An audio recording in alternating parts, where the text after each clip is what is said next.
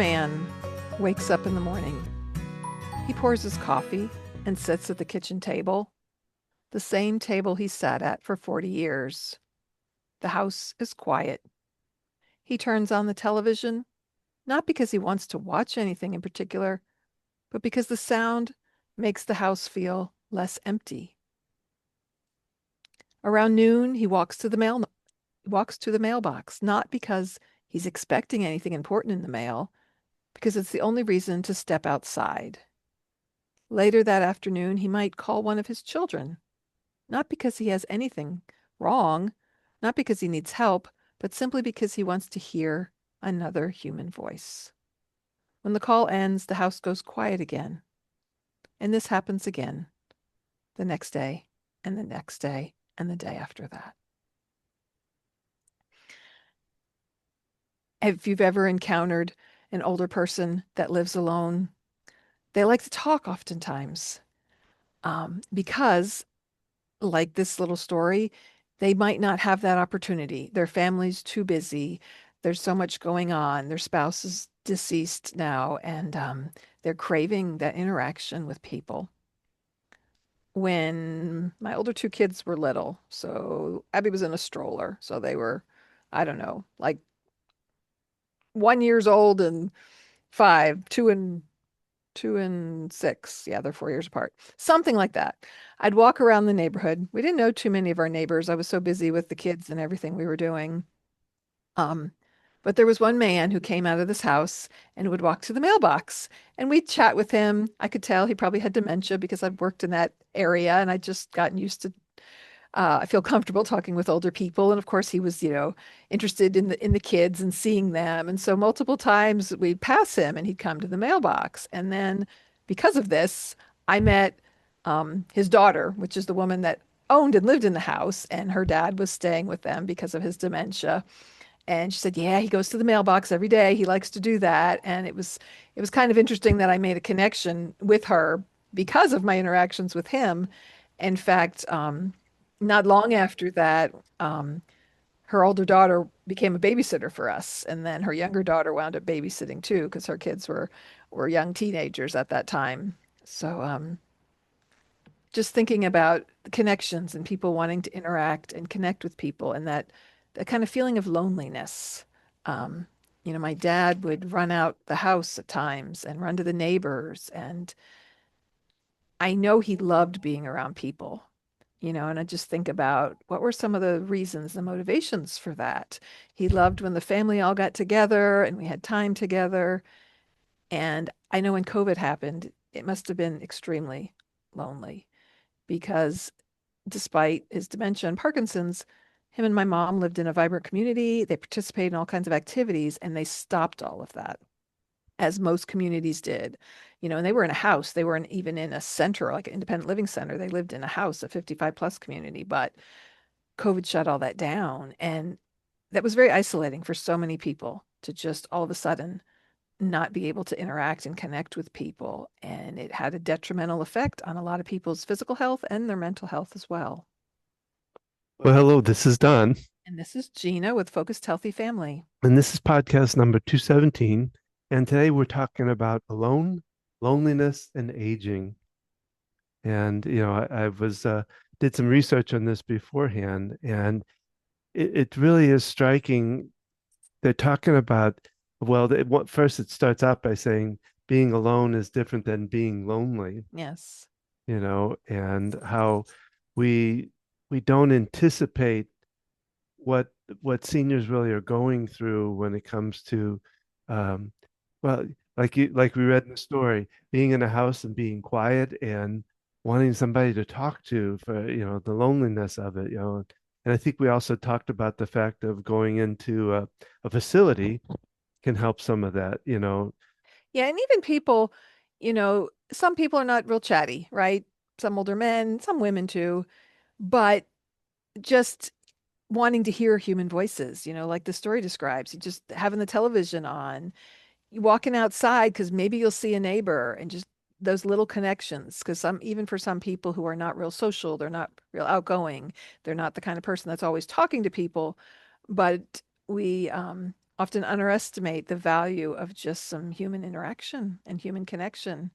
I know a lot of seniors might get friendship trays or Meals on Wheels or some different programs where they deliver meals to people. And I've heard people enjoy that. Maybe they don't like the food that's coming that they're getting free or discounted, but they get to interact with somebody. They get to know the people that are delivering the meals and having just small conversations with people. We don't realize when we're young and we're able to drive and we're able to go, we often, I know with me, I work with people. I want to come home and just not talk to anybody, right? But for seniors who are retired, even if they're still with their spouse, um, if they're not having activities that they do or getting together with other people, um, there can be a real sense of kind of loneliness and isolation. But they talk about in here, that as the children of these aging parents, we feel like we stay connected because we give them a call once a week or twice a week, you know, and that's great for that very moment. But when that phone, clicks off and they're back home and it's quiet again, it it isn't really the connection they totally want. They want more of a connection with talking with people. And I think as we're busy as children a lot of times, so it's hard for us to do that. So we have to probably find ways to be able to get that connection that they talk about. And, having, like we've talked about, staying home versus going to facility. And for some people, having people around them can be so beneficial. So they don't feel alone. They can eat meals with other people. They can Mhm. just have some interactions with people and how beneficial that can be sometimes because when our brain is not stimulated, we're home alone. Maybe we're able to take care of ourselves and do our own medicine, but we're not participating in activities. We're not challenging our brain with going out places or meeting up with people. Our cognitive state will diminish just like our physical state will. We need to keep our brain active and healthy. Um, Well, they talk about the different things that happen for as you get into older stage. Your whole thing kind of shrinks. A lot of friends pass away.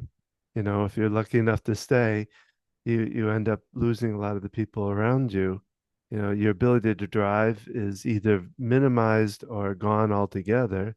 You know, your mobility gets really tough.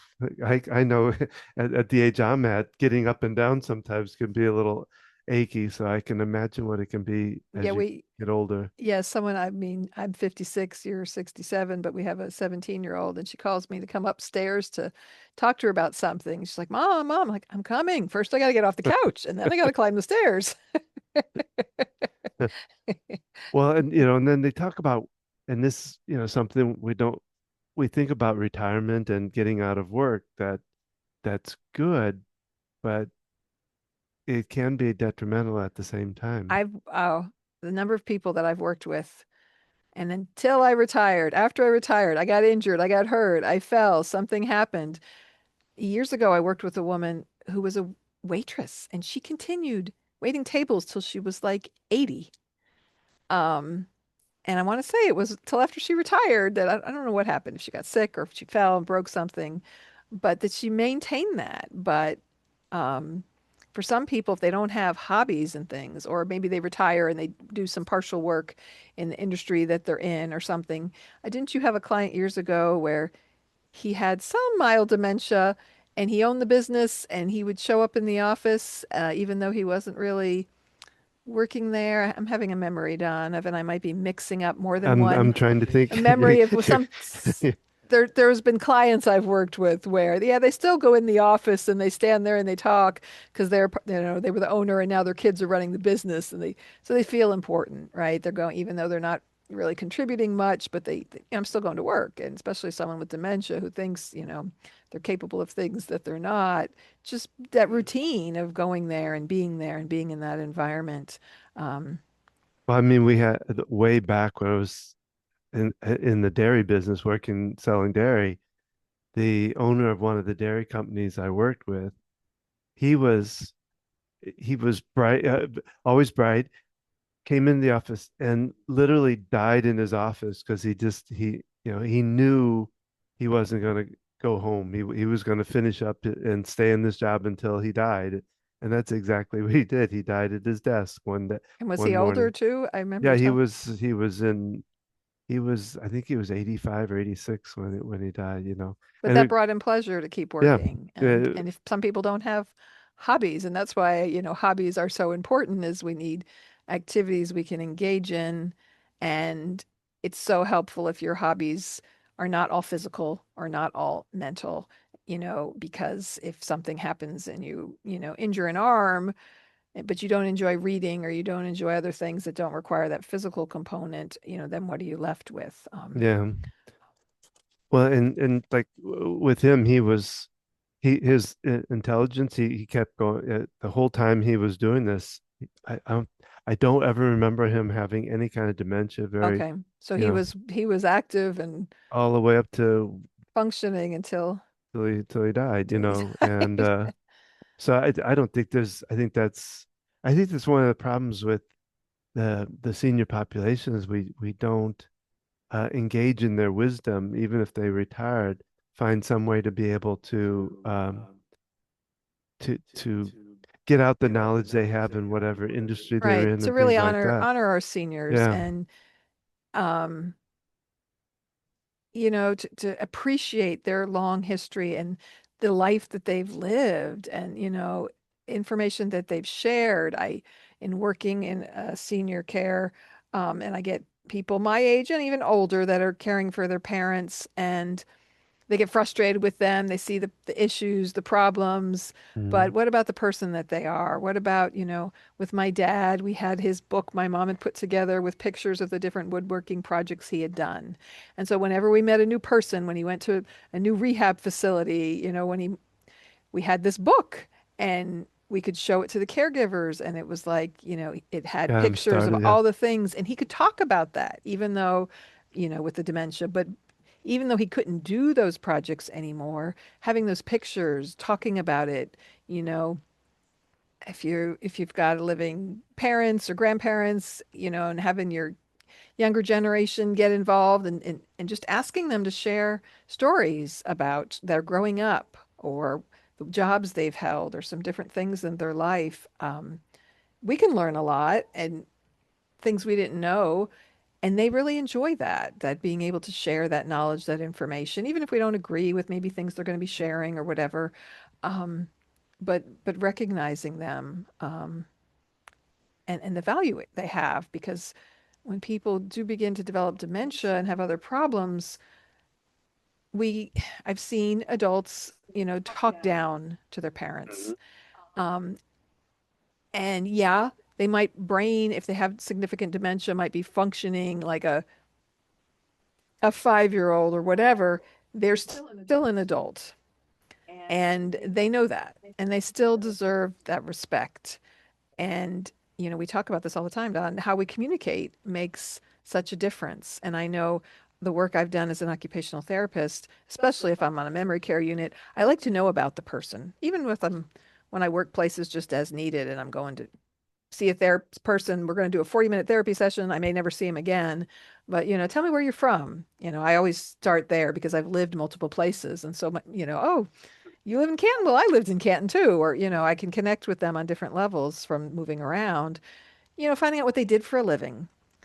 Because I realize what I'm seeing is not the whole picture of the person. When I go in their room, seeing what they look like even 10 years ago, sometimes when they were still upright and walking and could do their hair, and now they're in a facility or, they look differently. Their posture's different. They might not walk as well or they're in a wheelchair, knowing there's so much more to that person than what you're seeing there. Well, and they actually talk about this because as a caregiver, but who has children, the that we tend to focus on, taking them to the doctor, getting their medicine in a good way, making sure they're safe, all that, and which is good, but we sometimes forget the emotional part of it that they need time to be able to converse, to talk, to understand that all that kind of stuff, And that's where getting other people involved, dealing with caring for an aging loved one, that maybe there's family members who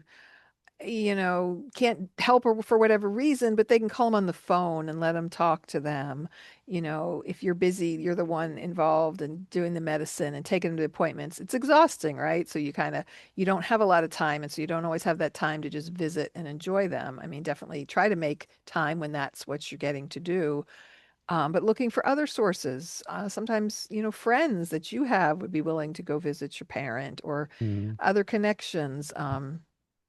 When my dad, my dad was in the hospital many times in his past several years of a life and to rehab hospitals. And one of the times my sister, somebody had the idea to set up meals for my mom where you do these things, you go online, you mhm. sign up. And we set this up, and one person responded and she said, if I'll pick you up food at Panera or something. Or said, or if you're around, we can go out together. Because my mom didn't really need meals brought to her per se, but she reconnected with someone she hadn't talked to in a while.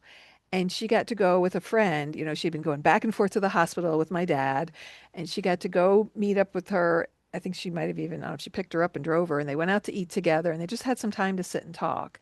And this was a good friend that she just hadn't had time to talk with in a while because she was so busy caring for my dad and with as many trips to the hospital and all the care he Mhm. needed at home that it was kind of neat. We set up this food thing and nobody else really responded to it. But that one connection, it's kind of like, okay, so that was beneficial because she got to reconnect with somebody she hadn't talked to in a while. And, we need to look at that person who is that primary caregiver and realize how it's affecting them, especially an older person who's being a caregiver of another older person, the loneliness that they might experience. I know my mom couldn't get out and do all the activities. She had caregivers came in and she made it to some of her groups, but it was a lot less than she was able to do before. She I think went to book club. There were some things she continued, but it was not nearly the amount of activity that she had been doing before. And so, sometimes I'd go there with my dad. I'd take him to his therapy or be there so that she, could go out and do something. Or a couple times her and I met up. The caregiver was with my dad and we got out of the house to go somewhere together. Because you got to think about, you know, an aging person who's maybe alone or widowed or kind of lives far away from family, as well as someone who's caring for someone. They themselves are also aging and could have their own health issues going on. I work with people in their 80s and 90s all the time. So sometimes their children, are 70 plus and they've got their own health issues caring for, occasionally I've had a patient maybe 70, 75 who says something about, their mother. And it could be true now. Like, someone had a 99-year-old living parent and they themselves were in their 70s and dealing with rehab or whatever that was going on at the time. But so looking at that, looking at those people that are, even if maybe your parents live in an independent living community and there's other support and caregivers coming in, but one of your parents kind of looks after the other one, does the medication, does some of these other things, right? That's time consuming and it's draining. And they might not ever say that, and they love to do it and but it is takes a toll. Yeah. It does take a toll and having some support and someone to come sit with them, even if, connecting with them, getting together with people, having those opportunities. Because, yeah, you can be busy, you can taking care of somebody and doing all this stuff, but still feel very lonely. Um, Well, and what I made a note when I was writing this, and it goes back to what we've talked about is when do you talk about this? When do you because they talk about, one, why seniors don't really talk about loneliness because a lot of times, they have their pride or their fear of being needy with what they're doing. Or the big one is they're worried about their child wanting to put them into a facility right away, or so they'll I'm fine, everything's, yeah, they and think they're going to be stuck in a nursing home and they don't want to do that. So they don't, that's part of the reason sometimes they don't admit to their problems. They don't yeah. admit to falling because they're worried. They're afraid of what's going to happen, of not being in control of things and not. having a say in what's happening. And so that might actually be a reason they're not Hmm. sharing things. So that they talk about, things to look at to kind of see if some of this is going on and you don't know about it, uh, like the caregivers might notice that they increase their TV watching, or they repeat the same story multiple times, like the money under the steps that my mom was worried about, And we um, might chalk that up to, oh, they have memory problem, they can't remember what they said. But there could be that underlying, they're craving interaction, and that's what they remember the most to tell people. And so they want, to have that opportunity to talk with people. I'm trying to get this stupid page turned that I had this written down on. Okay. Um, Loss of interest in hobbies, something. Well, your dad was into woodwork and all that. Now he didn't really lose that until much later. Well, he couldn't do He it couldn't do it. physically. We Yeah, had to take yeah. things away from him because he still wanted to operate his power tools, and he had bad vision and bad coordination and safety awareness. And so what they did at one of the places he went to, like an adult daycare center, it was the Montessori based program I know we've talked about before, and they knew he was into woodworking him. So they brought him some wood and said maybe you could sand this. It just made him aggravated. And Because I he think, could do more. He well, and could he go. couldn't Yeah. he couldn't express this, but me and my mom, kind of figured out he's not able to do what he used to do. And so, maybe I don't know that it was demoralizing to like sand wood when this man made furniture, but he didn't see a function for it, and it frustrated him because it just reminded him of what he couldn't do. So we do have to keep those things in mind. That, oh, you used to like this, so we'll bring out some wood blocks and you'll like that. Well, not necessarily. If it's reminding them of things that they can no longer do. Um, and it's like my dad loved cards, and it got more difficult for him to play the poker and the games he played Yeah. before. And I was like, we'll get Uno. It's color and number based. It's simpler. It's a game he played with us when we were kids, and so we did simpler card games, and he did enjoy that. Yeah, he could do that for a while. And so yeah, that was more helpful than just here's a block of wood, let's sand it. Well, yeah, because they even talk about this, that it may not be about aging, it may be more of attention seeking or wanting more attention to do things that some of this comes up. Because it also talks about, do you talk more about the past than the present moment? Um, so, And yeah, like if that's what's in their memory and what they have, not everybody is great with people. And as we get older and different things go on, we can have more of an awkwardness around people. And so we have our stories that we pull out and we lean to those stories. And so it becomes sort of an automatic response just because they like to talk and engage with people. So you can sometimes get them talking about something else. You bring up the topic, you share things, and I'm thinking of someone with the community I live in now, and she's a talker. She likes to talk, and she tends to tell me the same stories every single visit. And her memory's not that impaired, but I'm realizing, she likes engaging with people. She likes talking, so she likes to tell me her stories, and I can get her talking about some other avenues sometime to make it more interesting and a variety because it can get like, I know you've told me this 100 times and you get kind of tired of it. And, I'm the therapist and she's the client, so I can tolerate it more, even though, I work with her regularly, but family members can get, annoyed hearing the same thing over and over mhm. again. But how can we engage them in different ways to give them that opportunity um, to talk with each other? Well, one of the things they brought up in here too is when does independence turn into isolation? Mm, You know, mm. because they talk about, mom and dad want to stay at home. They want to be at home as much as possible.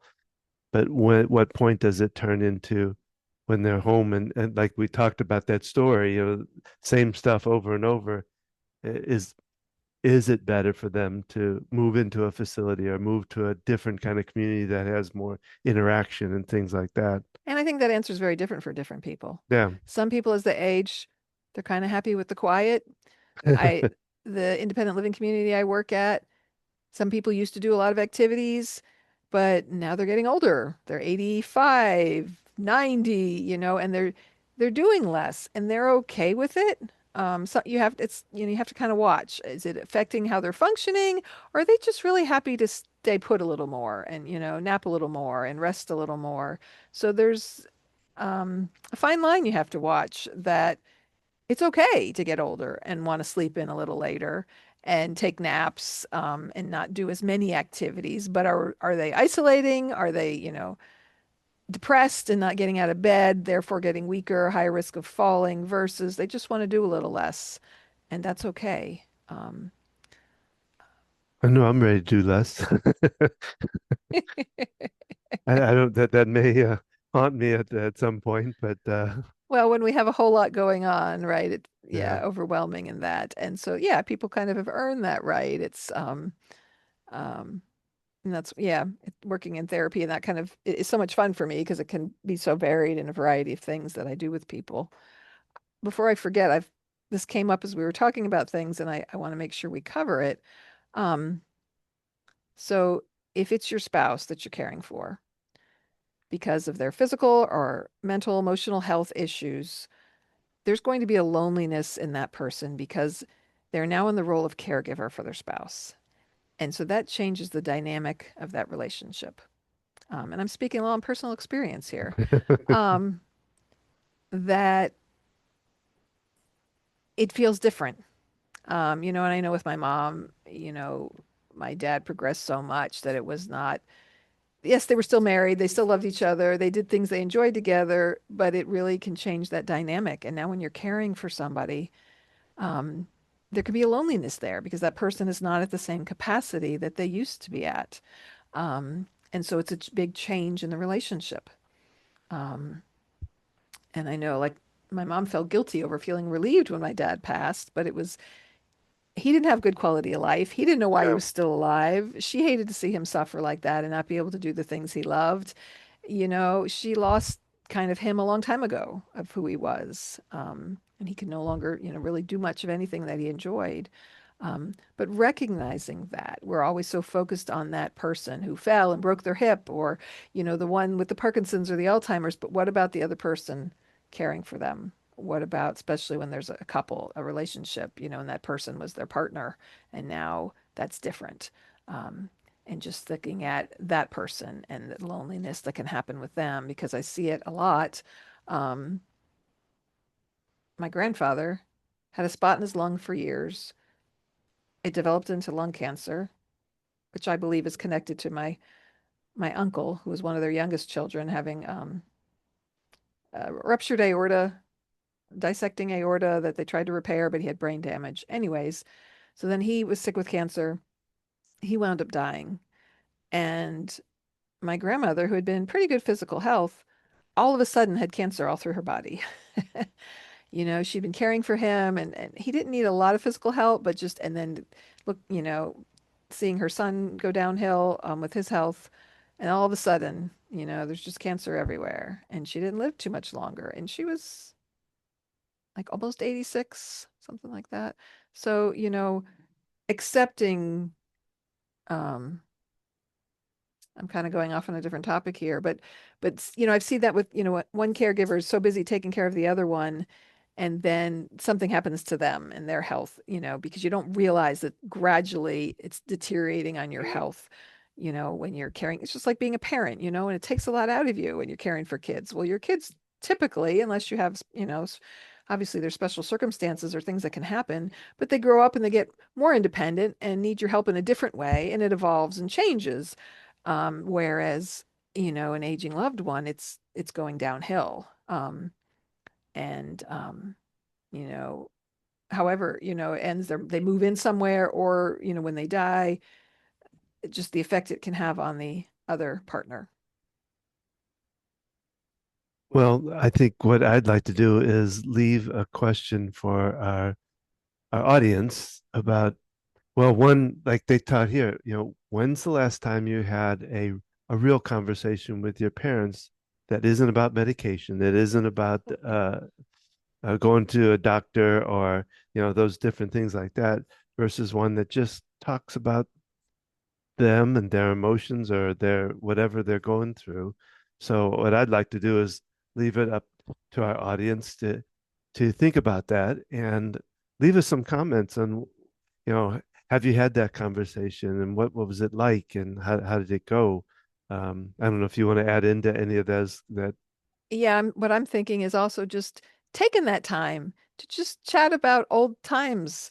Um, when my aunt passed away, my son did most of the driving. We took my parents, me and my son drove down to Georgia. So it was like a 4 hour drive to where the funeral was going to be. But my son drove, my mom sat up front. So I was in the back with my dad.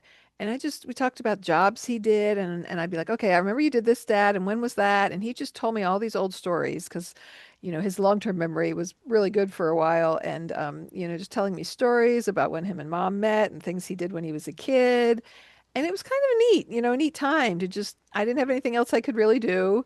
We're sitting in the car together, and I know with my grandfather, Harrison was doing a book club class, and it was a book they were reading around World War II.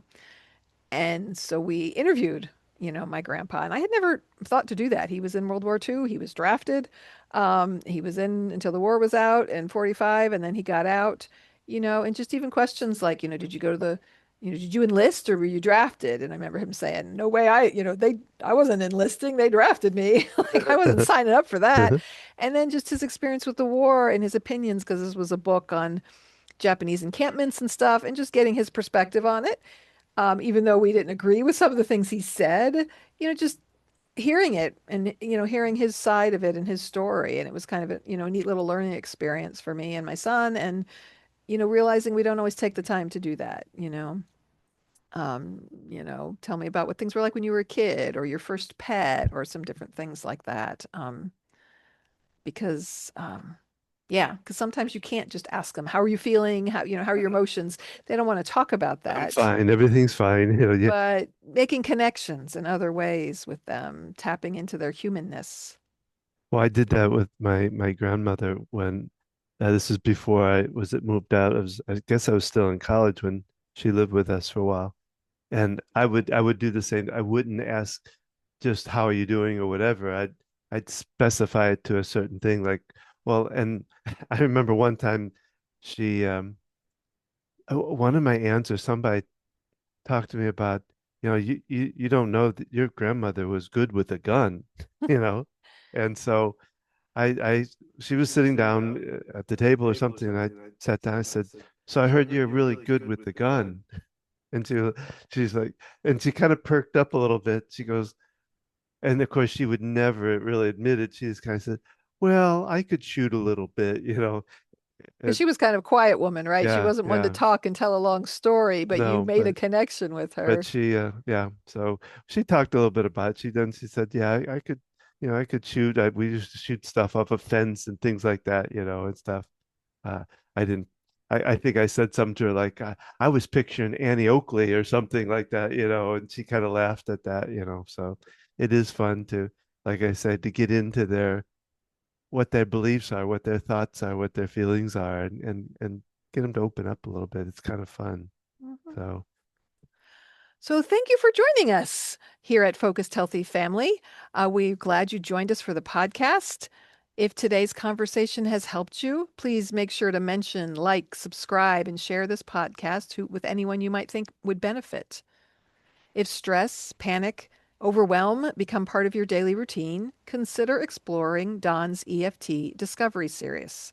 Discovery Series. EFT tapping is often described as weird, but it works. Many people start skeptical, but after a few let's do sessions, some tapping on that.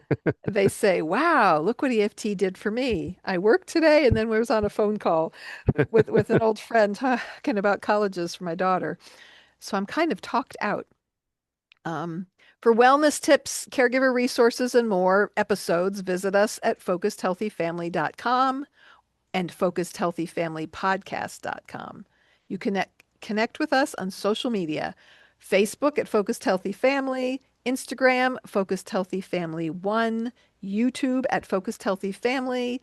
New episodes of our podcasts are released every Thursday, and they're released on YouTube, where you can watch us and our silly hand motions and antics, um, or listen to us anywhere you listen to a podcast.